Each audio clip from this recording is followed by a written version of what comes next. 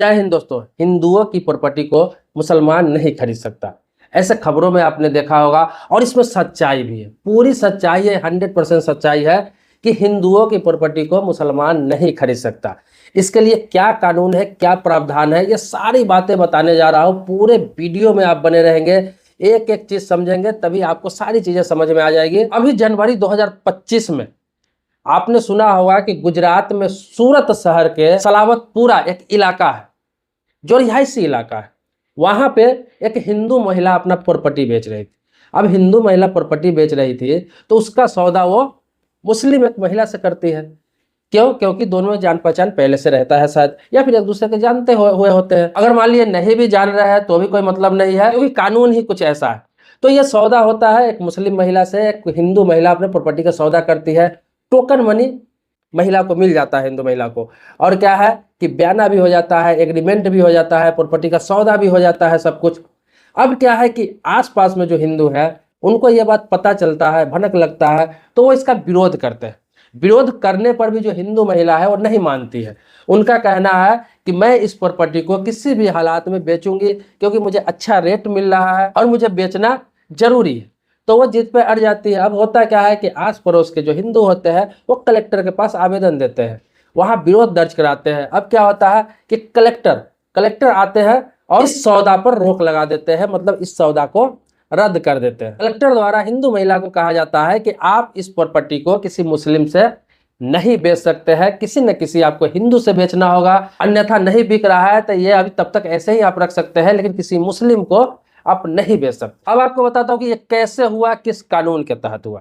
देखिए, इस कानून का नाम है डिस्टर्ब एरिया एक्ट 1991। इस कानून को 1986 में 1986 में तत्कालीन गुजरात के मुख्यमंत्री अमर सिंह चौधरी द्वारा विधानसभा में बिल पारित किया गया और इसको 1991 में पूर्व सीएम चिमन भाई पटेल द्वारा इसे कानून का रूप दे दिया गया, इसको कानून बना दिया गया। तब से ये कानून लागू है, जिसे हम डिस्टर्ब एरिया एक्ट कानून कहते हैं। देखिए, इस सौदा को जो रोकने गई उस कलेक्टर का नाम था नेहा समानी।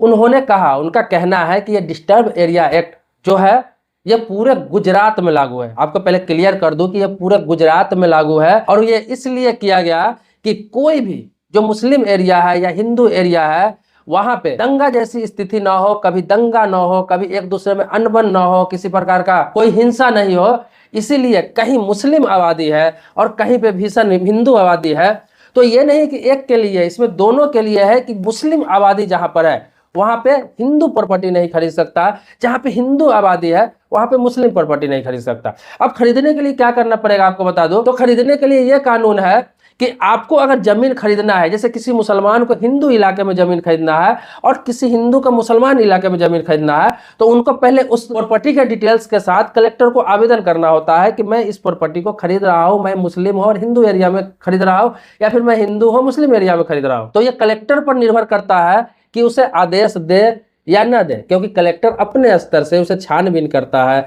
देखता है कि क्या यह प्रॉपर्टी जो मुसलमान का प्रॉपर्टी है हिंदू को देने लायक है या नहीं है, या हिंदू का प्रॉपर्टी है मुसलमान को देने लायक है या नहीं है, यह जो इलाका है अशांत इलाका है या नहीं है। तो ये कलेक्टर पर निर्भर करता है। पूर्ण हिंदू इलाका में मुस्लिम प्रॉपर्टी खरीद रहा है और पूर्ण मुस्लिम इलाका में हिंदू प्रॉपर्टी खरीद रहा है, तो कलेक्टर उस आदेश को रद्द कर देता है, उस आवेदन को रद्द कर देता है। और आपको एक और जानकारी दे दूं कि अगर बिना बताए, बिना आवेदन किए इस तरह के प्रॉपर्टी की अगर बिक्री हो जाती है, अगर कोई कंप्लेन कलेक्टर के पास जाता है तो इस पे कार्रवाई किया जाता है। इसमें बता दूं आपको कि इस कानून के तहत 3 से 5 साल तक की सजा है।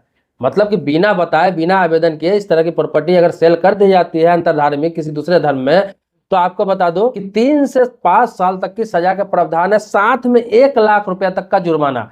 इसके अलावा जितने वैल्यू का प्रॉपर्टी है उसका 10% तक हर्जाना भरना पड़ सकता है। इसके अलावा वो जो आपको सौदा है वो भी रद्द किया जाएगा। तो इतना ज्यादा नुकसान है, तो इसीलिए किसी भी हालात में बिना परमिशन के इस तरह के प्रॉपर्टी की बिक्री नहीं होती है। आपको बता दूं कि यह कानून जो 1991 में बना, तब से लेकर कई बार इसमें संशोधन भी हुए हैं। 2010 में संशोधन किया गया, 2003 में संशोधन किया गया, 2023 में संशोधन किया गया। जब जब कोई ऐसा सांप्रदायिक हिंसा की बात होती है, फिर ऐसे मामला कहीं होते हैं, तो इस कानून में संशोधन किए जाते हैं और इस कानून को और कड़ा बना दिया जाता है, ताकि कहीं ऐसा कोई सिचुएशन ही पैदा ना हो, कोई एक व्यक्ति किसी बहुसंख्यक इलाके में ना रहे, ताकि उन्हें किसी प्रकार का दिक्कत का सामना करना पड़े। इस कानून के बारे में लोग न्यूज में सुनने के बाद बहुत सारे लोगों को लगा कि नहीं, ये पूरे देश में शायद लागू होगा, लेकिन मैं आपको बता दूं, ये सिर्फ और सिर्फ गुजरात में लागू हुआ, क्योंकि गुजरात में कई बार दंगे हो चुके हैं, खासतौर पर सांप्रदायिक दंगे, इसीलिए वहां पर इस कानून को कड़ाई से पालन कराया जाता है। और वहां पे कई ऐसे अशांत इलाके हैं जिसे डिस्टर्ब एरिया घोषित किया गया है।